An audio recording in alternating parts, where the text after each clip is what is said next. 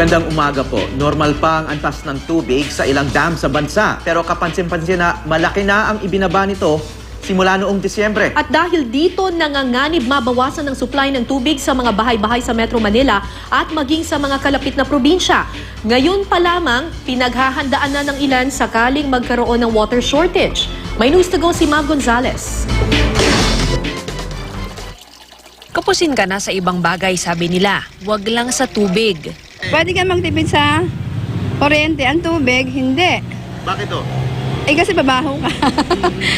Hindi ka pwedeng hindi maligo, magluto, inom. Pero dahil umiinit na ang panahon, pati supply ng tubig sa mga bahay-bahay nanganganib na mabawasan. Ang level ng tubig sa Angat Dam sa North Zagaray, Bulacan, maituturing pa namang normal. Pero kapansin-pansing 20 metro na agad ang ibinaba nito mula Disyembre pa lamang. Sa Angat Dam din umaasa ng supply ng tubig ang La Mesa Dam sa Quezon City. Kaya kasabay ng mabilis na pagbaba ng level ng tubig sa Angat Dam, ay siya ring inaasahang mabilis na pagkatuyo ng La Mesa Dam. Sa La Mesa Dam kumukuha ng tubig ang Maynilad at Manila Water na isinusupply naman ng dalawang kumpanya sa Metro Manila at sa mga kalapit na probinsya.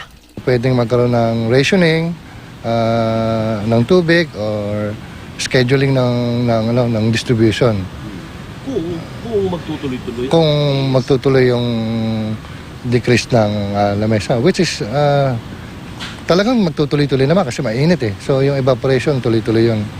Ang level ng tubig sa La Mesa Dam kahapon, nasa 79.19 meters. Mas mababa ng kaunti sa normal high level nitong 80.15 meters. Noong Enero pa nagsimulang unti-unting magbawas ng supply ng tubig sa mga bahay-bahay, ang National Water Resources Board o NWRB. Kasunod ito ng abiso ng Pag-asa noon na baka makaranas ng El Nino ang bansa sa huling bahagi ng taon.